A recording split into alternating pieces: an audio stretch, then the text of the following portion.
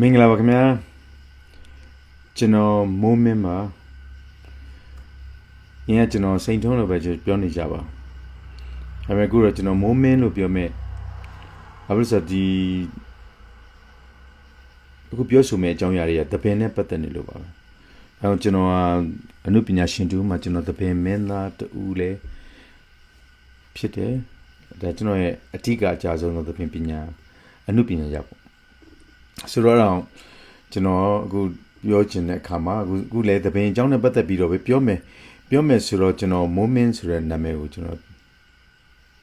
မသုံးရင်လည်းပြောနေကြလို့သုံးပါမယ်နော်ကျွန်တော်မိုးမင်းပါဟုတ်ကဲ့ဟုတ်ကဲ့ဒီနေ့ဘာအကြောင်းနဲ့ပတ်သက်ပြီးတော့ဆိုတော့ကျွန်တော်သပင်နဲ့ stage show အကြောင်းနဲ့ပတ်သက်ပြီးတော့ကျွန်တော်အနေချင်းပြောပါမယ်ဟုတ်ကဲ့သပင်နဲ့ stage show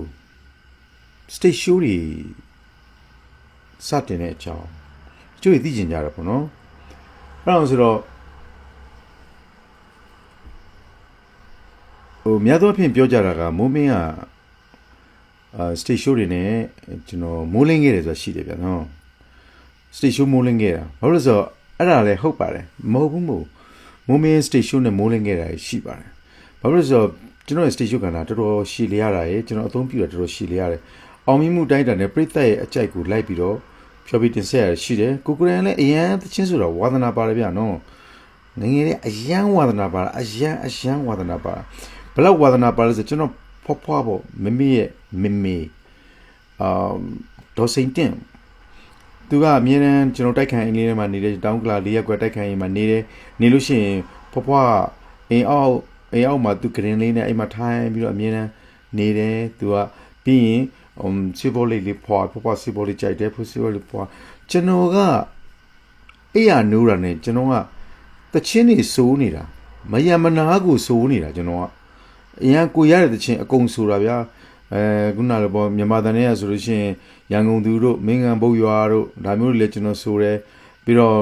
ငငယ်တုန်းကဆိုလို့ရှိရင်တော့မျိုးစုံမဲ့ဂရမ်မိုတို့အဲ့လောက်ပေါ့နော်ပြီးတော့လည်းရှေ့ရဆိုလို့ရှိရင်ဝတန်းနိုင်တို့တချင်းမျိုးတွေကျွန်တော်ငယ်စဉ်လေးမှာအကြောင်းတက်နေတဲ့အချိန်မှာဆိုတော့ကျွန်တော်အမြဲတမ်းမိုးလင်းတာနဲ့ကျွန်တော်စိုးနေတာအဲ့ဒါဆိုလို့ရှိရင်လည်းဟိုတော့စိုးပိုင်တို့ဘာလို့စိုးပိုင်တို့နော်အဲ့ချင်းနေကျွန်တော်ဘယ်ချင်းနေစိုးခဲ့လဲတော့မမှတ်မိဘူးဒါပေမဲ့မြန်မာတန်ဆိုလို့ရှိရင်မြန်မာတချင်းနေဆိုတော့အဲ့ဒီချင်းနေကျွန်တော်စိုးတယ်ပြီးတော့ကျွန်တော်သူပြောရင်စိုးပိုင်ပေါ့ဗျာဥစိုးပိုင်ချင်းနေကျွန်တော်စိုးရဲပေါ့နော်ဆိုရဲဆိုတော့ကိုကအိမ်ထဲမှာရှောက်ဆိုမပြီးဘူးကျွန်တော်လှုပ်ရှားနေကျွန်တော်ချင်းမဲ့ဆိုနေတာအဲ့ဒါနဲ့ကျွန်တော်ဘဘကဘယ်လောက်ထိပြောလဲဆိုတော့ဟဲအဲ့ဒီကလေးကိုအပြင်ထုတ်ပေးကြပါငါနားရီညီးလုံးလို့ပါဆိုဘယ်လောက်ကောင်းလဲဆိုတော့တိကျမှာအဲ့ဒါကျွန်တော်ဘဘကဟဲကိုမပြောပါဘူးဟဲအဲ့ကလေးကိုသူကသူအပြင်ကိုထုတ်ထားလိုက်ပါဟဲငါနားရီညီးလုံးလို့ပါလို့အဲ့လိုပြောရတယ်ဗောဗျာအဲ့တော့ကျွန်တော်ငယ်စဉ်ကကျွန်တော်အဆူကိုယ့်အကူ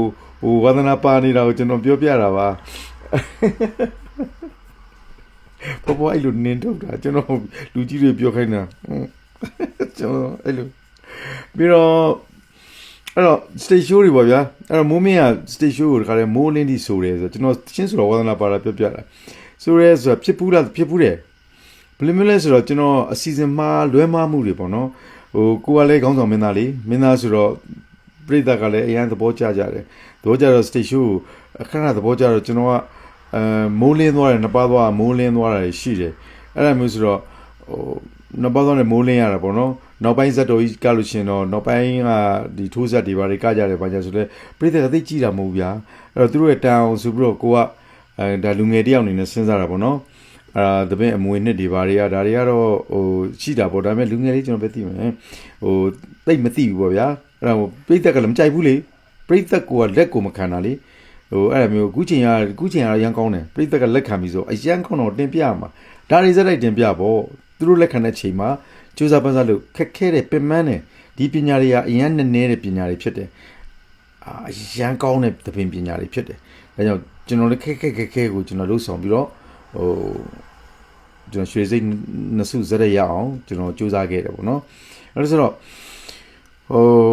ပူအောင်မိဆောင်ရကြလို့ရတဲ့ကျွန်တော်တို့အဖွဲလိုက်ရွှေစိတ်တွေပါနော်အဲ့လိုဆိုတော့အဲ့ထဲကရွှေစိတ်စုအားလုံးရတဲ့ထဲမှာကျွန်တော်လည်းရွှေစိတ်ရတယ်ဒါပေမဲ့ကျွန်တော်ခေါင်းဆောင်မင်းသားလေး အဲ့တော့မိုးမင်းအဖွဲ့ရတယ်ပေါ့ဗျာအဲ့တော့ကျွန်တော်ခေါင်းဆောင်ဆိုရွှေစိတ်ထပ်ဆင့်ရွှေစိတ်ရတယ်ပေါ့ဗျာကြောရမယ်ဆိုတော့စုကာရီတီရဲ့ပြိုင်ပွဲတက်တန်းတစ်လျှောက်မှာအဲ့လိုဇတ်တော်ကြီးကဏ္ဍမှာထပ်ဆင့်ရွှေစိတ်ရတာကျွန်တော်တယောက်တည်းရှိတယ်အဲ့ဒီမှာစာအုပ်တွေလှန်ကြည့်လိုက်နော်ဘယ်သူမှထပ်ဆင့်ရွှေစိတ်မရဘူးမိုးမင်းတယောက်ပဲရှိတယ်ဇက်ကြီးဆယ်ဘွဲရဲ့ဝီဒရာမှာတစ်ချိန်ရတယ်2006ဝတ္တန္တရာမှာနောက်တစ်ချိန်ရတယ်2009ထပ်ဆင့်ရွှေစိတ်ရတာကျွန်တော်တယောက်ပဲရှိပါတယ်ခင်ဗျာအပြောတာနော်โอเคအဲ့ဒါနဲ့ကျွန်တော်ဒီစတေရှိုးကြောင့်ပြန်ပြောမယ်နော်စတေရှိုးကအဲ့ဒါဆိုတော့ကျွန်တော်ဖြေပြတဲ့စိတ်ဘာဖြစ်လို့လဲဆိုကျွန်တော်ရဲ့အစီအစဉ်ကကျွန်တော်ကပြက်ဆက်ကခြင်းတယ်ပြက်ဆက်ကကျွန်တော်ပြီးရင်လဲပြီးတော့မှနှစ်ပါးသွားကမယ်စတေရှိုးပြီးရင်အရှိရရှစ်တွက်မင်းသားတွေကပြီးတယ်ကျွန်တော်နှစ်ပါးသွားကိုကမှာပေါ့လေအဲ့လိုစီစဉ်တာပေါ့အဲ့လိုမျိုးစီစဉ်တဲ့ခါမှာခက်ခဲဖြစ်သွားတဲ့နောက်တစ်ခါနှစ်ပါးသွားကိုရှိရတင်တယ်နှစ်ပါးသွားကြည့်ခြင်းနှစ်ပါးသွားကြည့်ခြင်းနဲ့ဆိုတော့ကဲနှစ်ပါးသွားကိုရှိရကမယ်ဆိုကလိုက်တယ်ကလိုက်တော့လေတချို့ကြလို့ stage show ကနောက်ကျနေဆိုသိတော့မကြိုက်ဒါပေမဲ့နောက်ပိုင်းကျတော့ stage show ပြီးအောင်ကျွန်တော် stage show ပြီးရင်သူတို့ပြန်သွားတာဟုတ်ဗျအဲ့ဒါကိုကျွန်တော်ဒုက္ခတော့ကျွန်တော်နှစ်ပါးသွားကိုရှေ့တင်ကားတယ်နှစ်ပါးသွားရှေ့တင်ကားပြီးတော့နောက်မှ stage show ကလိုက်တဲ့ခါကျရင်လူတွေတော်တော်ပင်ပန်းနေဗျာဒါပေမဲ့လည်းအဲ့လိုတင်ကားတဲ့ခါကျလို့ရှိရင်အဲ့ stage show ကြီးအဲ့ဒါတဖြည်းဖြည်းနဲ့မိုးလင်းသွားအောင်အဲ့လိုဖြစ်တတ်တယ်လीဒီလိုဖြင်းနေမျိုးတွေရှိသွားတာရှိတတ်ပါကျွန်တော်ကလည်းမေးရတာပေါ့နော်အဲ့တော့ဆိုတော့သူပြင်းတော့ခါကျရင်ပြက်ဆက်တင်ကားတာများတယ်ပြက်ဆက်ကိုတင်ကားလိုက်တော့stage show ထွက်ပြီးဆိုတာနဲ့တခါလေအဲ့ဒီကနေဆိုလိုက်တာမိုးလင်းကနေဆိုနှစ်ပါးသွားကဖို့ခက်ခဲဖြစ်နေပြီအဲ့တော့ကျွန်တော်ပြိတ္တကမေးတချင်းဆက်ဆူရမလားနှစ်ပါးသွားကရမလားဆိုကဲပြိတ္တကတချင်း stage show ပဲဆက်ဆူပြီးပါဆိုတော့ကျွန်တော်ဆက်ဆူလိုက်တော့ဗောဗျာအဲ့ဒီအချိန်မှာဒါကြောင့်ဟုတ်ပါတယ်ကျွန်တော်မိုးလင်းအောင်ကို stage show ဆိုဘူးပါတယ်နော်အခုလူငယ်စကားနဲ့ပြောတယောက်တည်းဖြဲရတယ်ဗောဗျာဖြဲလိုက်တာဗောနော်အဲ့ဒါမျိုးအငယ်ဆိုတော်လုံးနိုင်ခဲ့တယ်ဗျာတိလားတော်တော်ကိုလုံးနိုင်ခဲ့တယ်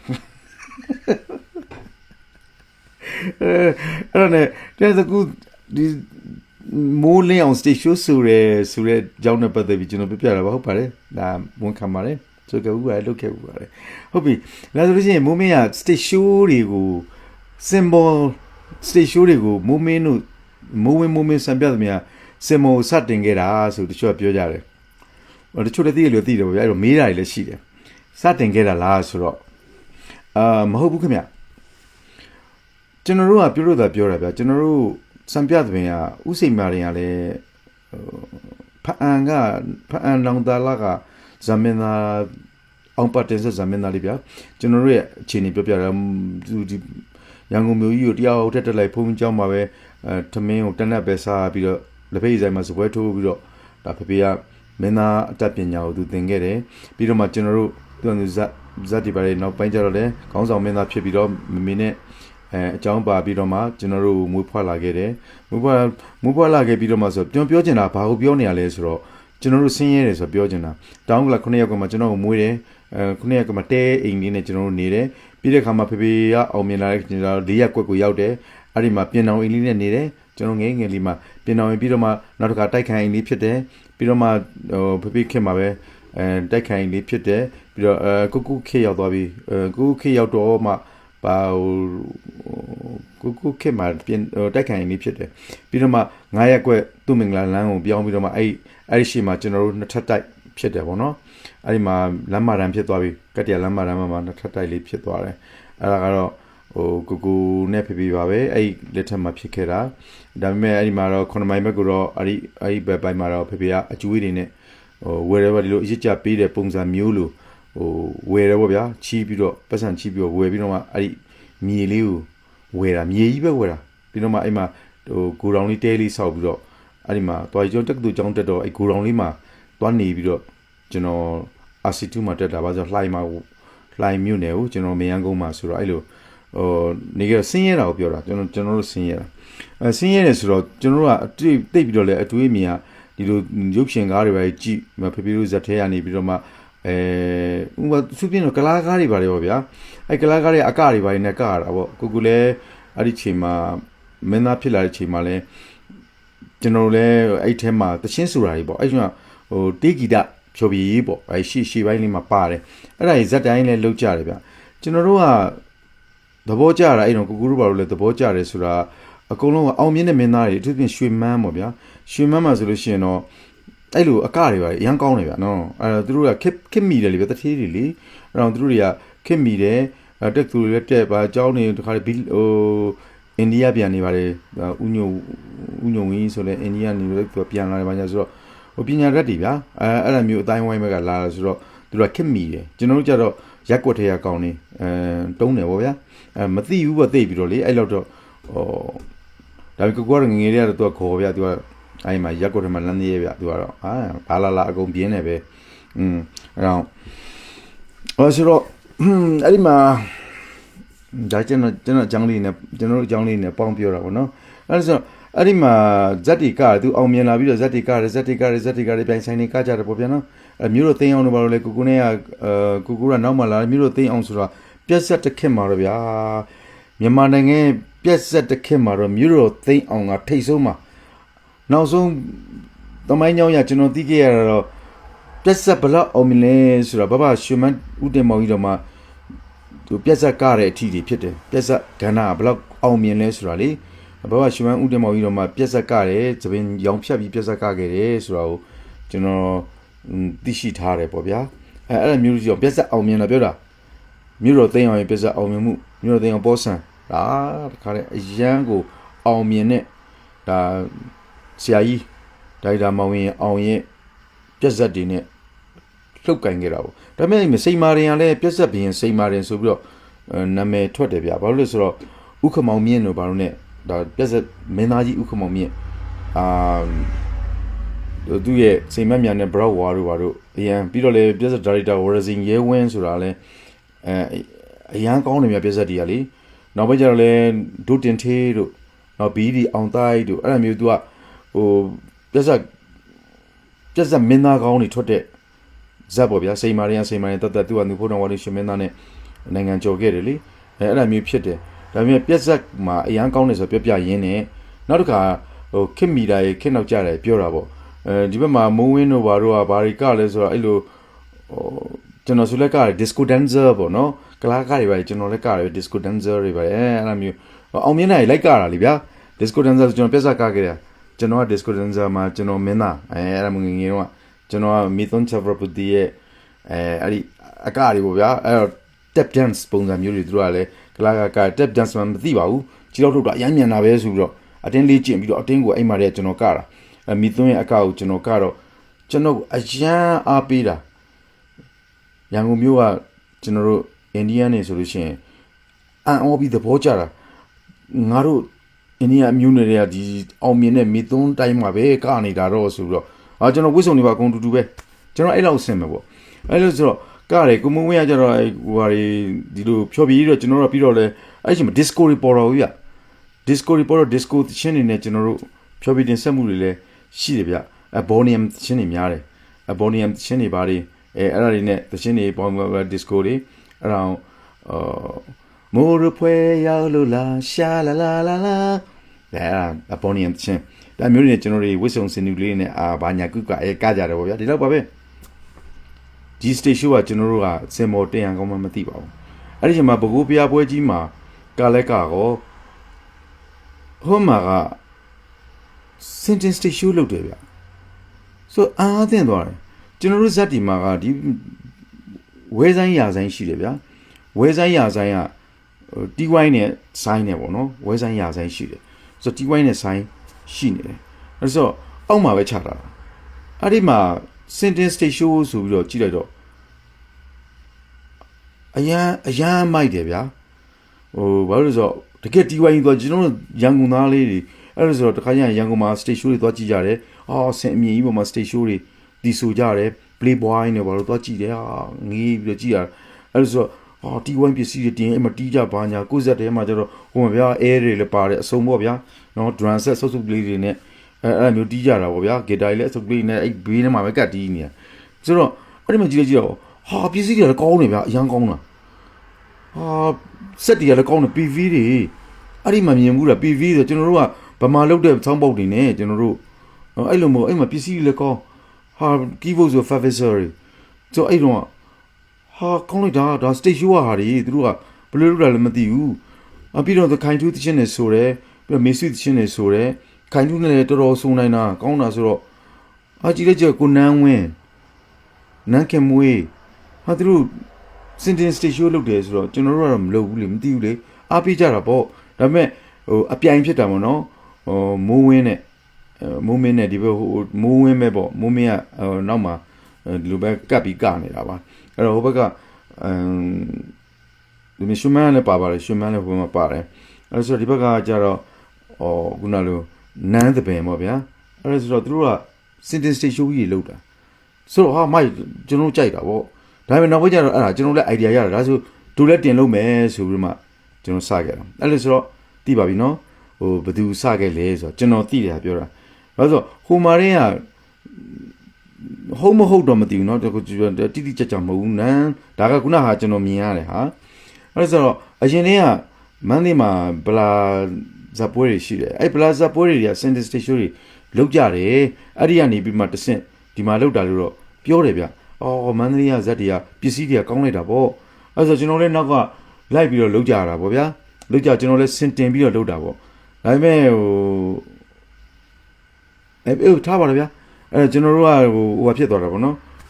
ခုနောက်ပိုင်းကျတော့ထပ်ပေါက်လာတော့ကျွန်တော်ပဲပေါ့အဲ့ station နဲ့ type ပြောရမယ်ဆိုတော့ dance နဲ့ပတ်သက်လို့ပြောတာ dancing နဲ့ပတ်သက်လို့ကြတော့အဲ့လောက်ကျွန်တော်တို့ကဒီကလားကနဲ့ Bonian ကတာလောက်ပဲကျွန်တော်တို့ကတယ်လေတကယ်ပြောရင်ခင်မီတဲ့ rock and roll join dancing နဲ့ rock and roll တွေဘာညာဆိုတော့တကယ်ခင်မီတာကရှင်မန်းတဲ့ဗျာရှင်မန်းတဲ့ကိုဝင်းမောင်တို့ပြက်ဆက်တွေဘာတွေအစကောင်းတယ်လေဗျာအရန်ကိုခက်မိတယ်ကျွန်တော်တို့ကရက်ွက်သားတွေအဲ့လိုဘယ်လိုခက်မိမှာလဲဗျအဲ့ဒါဆိုကျွန်တော်တို့လည်းကြိုးစားတာပေါ့နော်ဒါပေမဲ့ stage show ရဲ့အကနဲ့ပတ်သက်လို့ကြတော့Michael Jackson ဒါခုနမိသွန်းချက်ရပူတီကနည်းနည်းတော့နာမည်ရတယ်ဗျဒါပေမဲ့ကလာအကနဲ့ဟိုဘက်ကတကယ်အနောက်တိုင်းအကနဲ့ကြတော့ကျွန်တော်တို့ကclass ခွဲရမယ်ဆိုကျွန်တော်တို့ကနေတာပေါ့ဗျာအဲ့ဒီတော့လည်းနေတယ်လေအဲ့လိုအကခွဲထားရင်နေတာပေါ့ဒါပေမဲ့အဲ့မှာ Michael Jackson ပေါ်လာပြီးတဲ့အချိန်ကျတော့ကျွန်တော်လည်းကျွန်တော်တို့ရဲ့လေ့ကျင့်ခွင့်ကြီးရဇက်ရုံမှာရှိနေတာအိမ်မှာနေတဲ့ကျွန်တော်ကအလကားနဲ့တချင်းရလည်းအရန်ဆိုပြီးကျွန်တော်ကအဲ့လိုကနေရဘယ်လောက်ထိလဲကလဲဆိုကျွန်တော်ကနောက်ကြလို့ရှိရင်ကျွန်တော်ကရေချိုးကန်ဒီမှာတနာရီမြင်းနဲ့ကရေနှခါချိုးတယ်ဗျအိမ်မှာကျွန်တော်ငငယ်ကရေနှခါချိုးတယ်ငငယ်တော့ပြောတာနော်ရေနှခါချိုးတော့ကျွန်တော်မှာကက်ဆက်လေးနဲ့ကျွန်တော်ကတချင်းကိုဖွင့်ထားလိုက်တယ်အဲ့ဒီတချင်းကိုကျွန်တော်ကက်ဆက်ခွေလှန်တဲ့အထိနှစ်ခွေနှစ်ဖက်ပေါ့နှစ်ဖက်ဆိုတနာကြီးဗျအဲ့ဒီတနာကြီးကကျွန်တော်မယမနာကဘာကလဲဆိုကျွန်တော်မသိဘူးကချင်လျှောက်ကကျွန်တော် feeling လာတဲ့အကမျိုးဆိုကျွန်တော်မှန်လေးတဲ့ရှိတာကိုမှန်ကြတော့ဗီဒီယိုကမှန်ပါဗျအဲ့မှန်နဲ့ပဲကျွန်တော်ကက်ဆက်လေးဖွင့်ပြီးတော့တစ်ချိန်လုံးကကျွန်တော်အရန်ကို exercise များတဲ့သူဖြစ်တယ်တစ်ချိန်လုံးတနာကြီးကပြီးမှကျွန်တော်ချွေးထွဲပြီးမှကျွန်တော်ရေချိုးတယ်အဲ့ရွှေနေလိုက်တယ်သွားပြီးတော့မနေ့ပိုင်းမှာအခုလုပ်စရာရှိတယ်အကြောင်းတွေပဲတက်ပါညာသွားပြီးပြန်လာဆိုလို့ရှိရင်ကျွန်တော်ညနေပိုင်းကျရင်ကျွန်တော်ဖွင့်ပြီးတော့ကျွန်တော်ကတယ်ဘာကလဲကချင်ရရောက်ကလာကချင်ရမှာကျွန်တော်လူချင်းနဲ့မှန်နဲ့မှကြည့်ပြီးတော့ဟာဒါလေးကငါနဲ့လိုက်တယ်လှတယ်ဆိုရင်ကျွန်တော်ကဘာနောက်တိုင်းကတွေကျွန်တော်ကချင်တာအောင်အဲ့ဒါမျိုးကျွန်တော်အရန်အကကိုယူတဲ့ဆိုတော့ခုနMichael Jackson လည်းပေါ်လာအောင်ကျွန်တော် moonwalk ကိုကျွန်တော်ကျင့်ခဲ့တယ် moonwalk ကျင့်ပြီးတော့ moonwalk ကျင့်တာကျွန်တော်3ရက်နဲ့10မိနစ်ကြာတယ်ဒီကက်ဆက်ကိုဗီဒီယိုကိုငါအိမ်မှာလဲTV ရောကျွန်တော်တို့တက်ကိုငါရန်ငင်းရတော့ငါကျွန်တော်တောင်းလာမြင်ရန်ငင်းရသွားပြီးငါရတယ်မရှိဘူးအိမ်မှာမဝင်နိုင်ဘူးလေအဲ့ဆက်ငါကြည့်တာပေါ့အခုလည်းငါရတာပေါ့ပြီးတော့လဲ TV လည်းငါရတာပေါ့အဲ့ဒါအလီကြီးတွေ TV တွေယူပြီးကျွန်တော်နောက်ပိုင်းကျတော့လဲ deck ပဲများပါတယ်deck ငါရတယ်နောက်ပိုင်းကျတော့ deck လည်းရှိတယ်တော့အခွေတွေငါရတာပေါ့နော်အဲ့ဒါဆိုတော့ပေါ်လာတဲ့ခွေဆိုဒီမှာအကခွေတွေကျွန်တော်အကခွေပဲကြည်တာပဲအဲ့ဒါဆိုတော့ Michael Jackson ရဲ့ moonwalk လေးကြောင်းကျွန်တော်3ရက်နဲ့10မိနစ်ကျွန်တော်မောရင်ကျွန်တော်ခွေပြီးအိတ်နေတဲ့ကြမ်းမြင်ပေါ်မှာထားကြတယ်ပြီးရင်ပြင်းလာလို့ရှိရင်ကျွန်တော်ရှိရ9ရက်ကွက်မှာဆိုကတ်ရလန်းနဲ့မှာဆင်းကြတယ်အဲ့ရနေပြင်းလာဒီဘက်ကျွန်တော်ကျင့်တာဒီ moonwalk ကိုပဲကျင့်တာ3ရက်နဲ့10မိနစ်ကြာတယ်တော်ထုံတယ်လေကျွန်တော်အဲ့တော့မတက်ဘူး 3ရက်10မိနစ်ကြာတော့မှကျွန်တော် moonwalk ကိုရသွားပြီရပြီဆိုပြီးကျွန်တော် moonwalk ကိုကျွန်တော်အဲ့မှာဖြောပြတင်ဆက်တယ်ကျွန်တော် moonwalk ကအောက်ပြီးတော့သဘောကျပြီးကောင်းလိုက်တာဆိုတော့ကျွန်တော်ငါ moonwalk ကောင်းတယ်ဗောအဲ့ဒါကြာပြီးတော့နောက်ပိုင်းလဲကြာတော့ဘာဖြစ်လာလဲဆိုတော့ကျွန်တော် break dance lesson ကိုထွက်လာတယ် break dance lesson ကိုလည်းထွက်တော့ကျွန်တော်အဲ့မှာအဲ့ဒီခွင်ငါကြည့်တော့သူများတွေကပြင်းလို့မကြည့်ဗျာ lesson လုပ်နေတယ် lesson ရဘယ်သူကြည့်မှာလဲအဲ့တော့ကျွန်တော်ကတော့ဝါသနာပါတယ်ဆိုတော့အဲ့ lesson ကို break dance ဘယ်လိုကလဲဆို lesson ကိုကျွန်တော်ကြည့်ပြတော့ကျင့်နေတဲ့အဲ့မှာ moonwalk ပါလာအဲ့ moonwalk လည်းပါလာတော့ moonwalk ကြည့်လိုက်တော့ကျွန်တော်ကနေပြောင်းပြန်ကြီးဗျအဲ့ဒါကိုကျွန်တော်အဟုတ်မှတ်ပြီးကနေတော့ကျွန်တော်မှပြန်ကျင့်ရပြန်ကိုဗျာကျွန်တော်ခြီပြားနဲ့မဆွဲဘဲနဲ့ခြီထိတ်နဲ့ဆွဲတဲ့အကနဲ့ကတာပြောင်းပြန်ကြီးကတာအဲ့ဆိုကျွန်တော်ပြောင်းပြန်လှည့်ပြီးကျွန်တော်ပြန်ကျင့်ရတယ်ငါမှားပြီဆိုပြီးတော့ကျွန်တော်ပြန်ပြီးတော့အဲ့မှာကျွန်တော် moonwalk ကောင်းသွားတယ်ပေါ့ဗျာအဲ့ဆိုတော့ဟိုဘက်မှာလည်းခုနရွှေမန်းဆိုလို့ရှိရင်ကိုဝင်းမောင်သူကလည်း rock and roll တွေနဲ့ကိုဝင်းမောင်လည်းကတယ်ဗျာ moonwalk ဒါပေမဲ့ကျွန်တော်နောက်ပိုင်းမှာကျွန်တော်ပါပြီးတော့ပိုများသွားလဲဆိုကျွန်တော်ကthriller ကိုကျွန်တော်တို့ကတာ thriller လည်းကျွန်တော်တို့ပြန်လဲကကော thriller ကခက်တယ်ဗျာဘာလို့ဆို group dancing ကျွန်တော်တို့ရင်တော့က disco dancing ဆိုတာဘာမှလှုပ်တာလေးပဲရှိတယ် disco beat နဲ့လှုပ်တာပဲရှိတယ်လေအခုကျတော့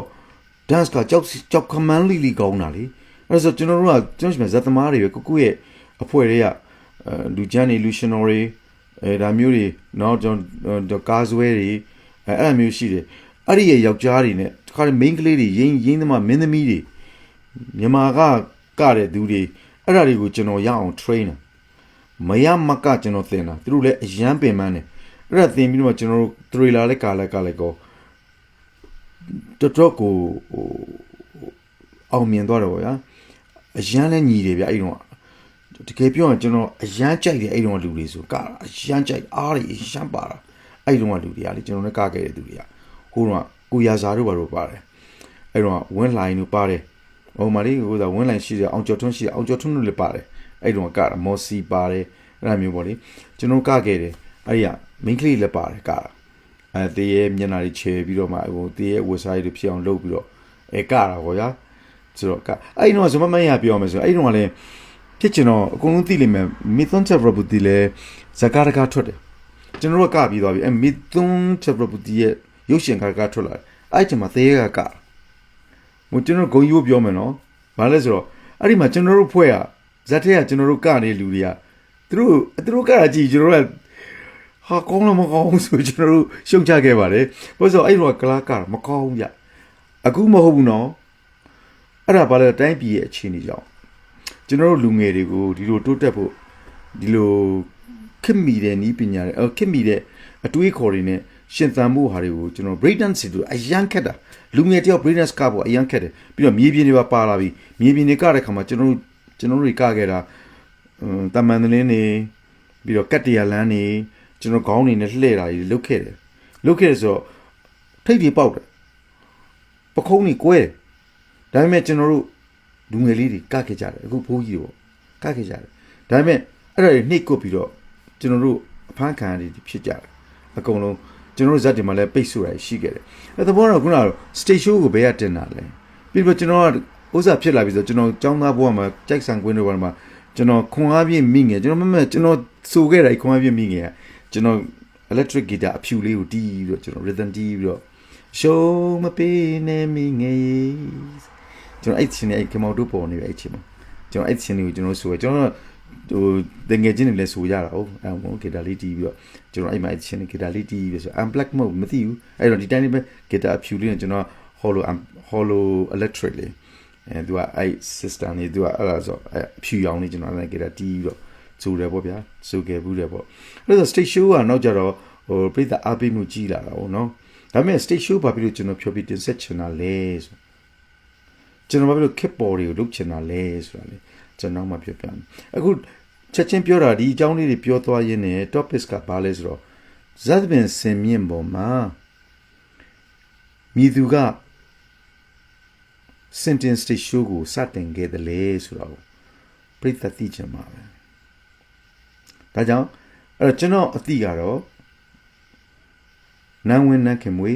နန်းသပင်ရစပြီးတော့ဇတ်သပင်ရဲ့စင်မြင့်ပေါ်မှာ stage show sentence stage show စတင်တင်ခဲ့ခြင်းဖြစ်ပါလိမ့်မယ် အားလုံးရှင်လန်းချမ်းမြေ့ကြပါစေကျေးဇူးတင်ပါတယ်